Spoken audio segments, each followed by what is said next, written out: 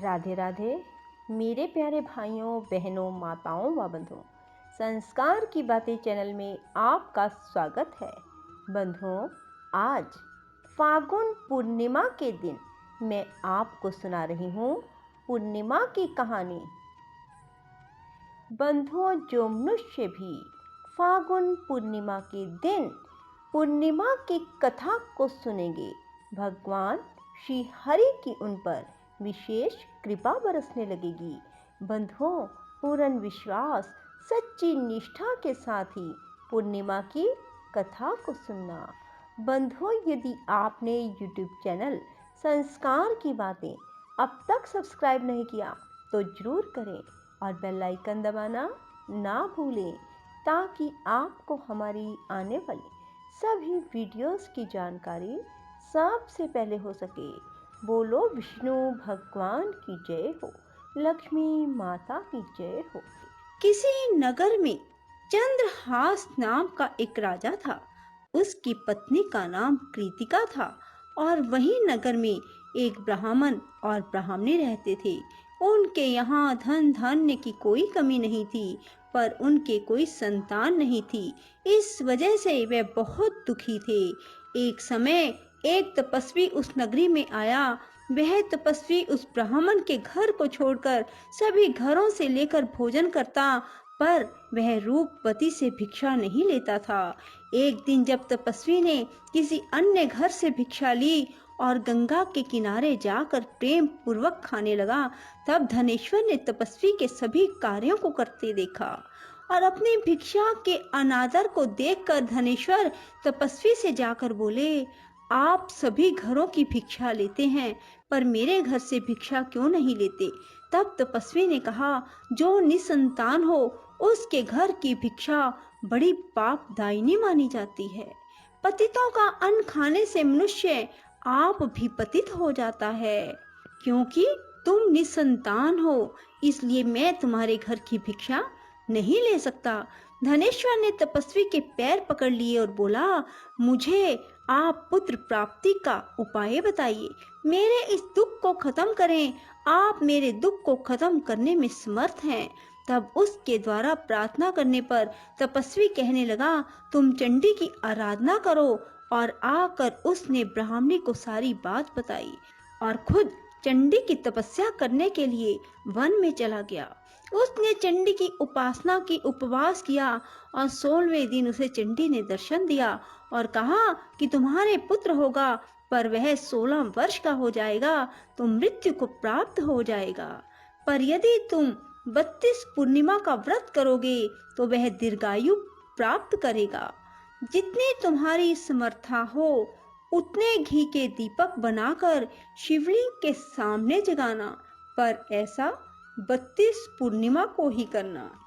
प्रातः काल होने पर इस स्थान पर तुम्हें एक आम का पेड़ दिखाई देगा। पेड़ पर चढ़कर एक आम तोड़ना और घर ले जाकर पत्नी को दे देना। अब वह स्वप्न से जागा और पत्नी को सारी बात बताई। स्नान करके पत्नी को खिलाना। प्रातः काल होने पर इस स्थान पर तुम्हें एक आम का पेड़ दिखाई देगा। पेड़ पर चढ़कर एक आम तोड़ना और घर ले जाकर पत्नी को सारी बात बताना और स्नान करके पत्नी को खिलाना। उसके संतान होगी। जब वह सवेरे उठा, उसने वहां एक आम के पेड़ को देखा और आम लगा देखा, पर वह आम तोड़ ना पाया क्योंकि आम बहुत ऊंचे लगा था। और गणेश जी से प्रार्थना करने लगा कि हे गणेश जी, मेरा कार्य सिद्ध करें और मैं अपना मनोरथ पूर्ण कर सकूं। गणेश जी की कृपा से धनेश्वर पेड़ पर चढ़ गया और उस फल को देखा। उसे महसूस हुआ कि ये तो वही वरदान वाला फल है, और उसने तोड़ा और पेड़ से नीचे उतर आया और फिर घर जाकर उसने अपनी पत्नी को दिया। 9वें महीने उसके पुत्र पैदा हुआ और पुत्र बहुत ही सुंदर और सुशील था। उसकी माता पिता ने 32 पूर्णमासी का व्रत करना शुरू कर दिया। 16वां वर्ष लगते ही माता पिता को चिंता होने लगी कि कहीं 16 वर्ष होने पर बेटे की मृत्यु तो नहीं हो जाएगी। इसलिए उन्होंने अपने मन में विचार किया कि ये घटना अगर उनके सामने घटित हुई तो क्या होगा। उन्होंने उस बच्चे के मामा को बुलवाया और कहा कि हमारी इच्छा है कि देवी दास को तुम 1 वर्ष के लिए काशी में ले जाकर विद्या ग्रहण करवाओ। उसे अकेला बिल्कुल नहीं छोड़ना, तुम सदा उसके साथ रहना। और इस तरह से उन्होंने अपने बेटे को 1 वर्ष के लिए काशी भेज दिया।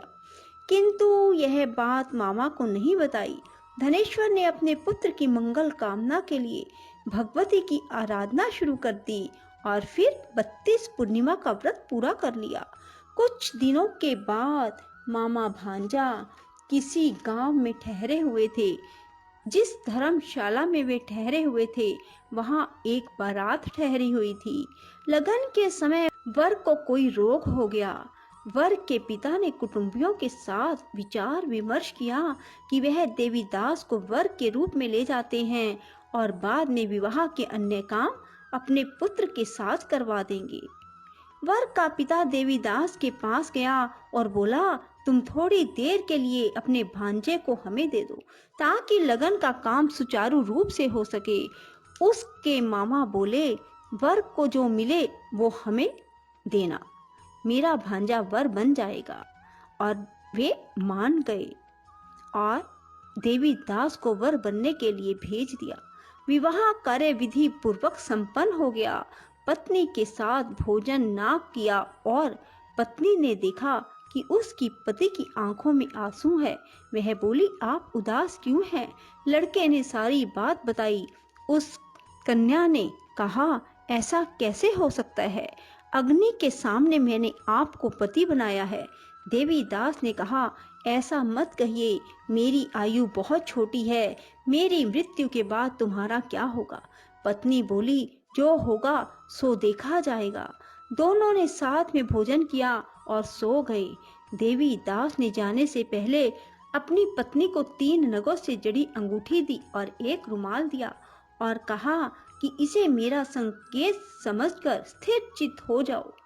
मेरा जन्म मरण जानने के लिए एक पुष्प वाटिका लगाओ और वहां नव मल्लिका लगाओ और उसे जल से सिंचित करती रहो।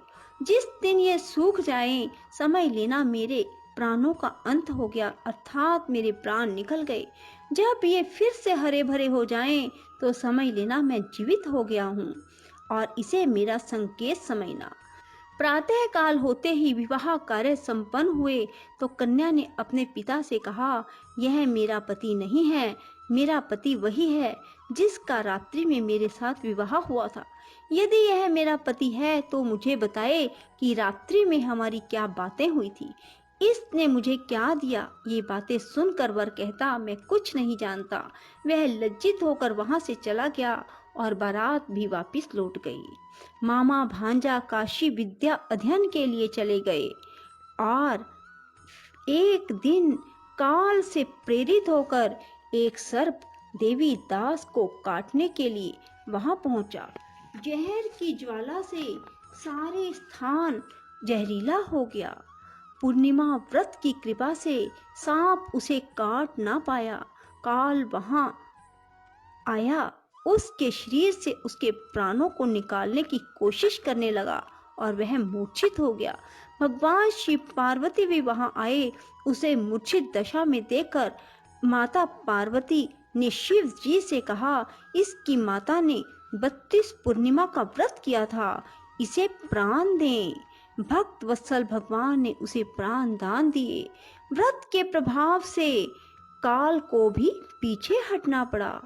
उसकी स्त्री उसकी प्रतीक्षा करती थी। उसने देखा कि पुष्प वाटिका में कुछ भी ना रहा और साथ ही देखा कि सब हरा भरा हो गया। ऐसा देखकर मैं बहुत हर्षित हुई और अपने पिता से बोली, पिताजी मेरे पति ठीक हैं, उन्हें ढूंढिए, उधर मामा भांजा भी 16वां वर्ष पूरा होने पर काशी से वापस चल पड़े और कन्या के घर पहुंच गए। कन्या ने अपने वर को पहचान लिया। धनेश्वर 32 पूर्णिमाओं के व्रत करने से पुत्रवान हो गया और जो भी स्त्री इस व्रत को करती हैं वह कभी विधवा नहीं होती, सौभाग्यवती रहती है। यह व्रत पुत्र पौत्रों को देने वाला और सभी मनोकामनाओं को पूर्ण करने वाला है। भगवान शिव की कृपा से 32 व्रत करने वालों की हर इच्छा पूरी हो जाती है। बोलो शिव शंकर भोलेनाथ की जय। राधे राधे, जय श्री कृष्णा। बंधुओं, यदि आपको हमारी वीडियो पसंद आए तो इसे लाइक करें और शेयर भी जरूर करें। धन्यवाद।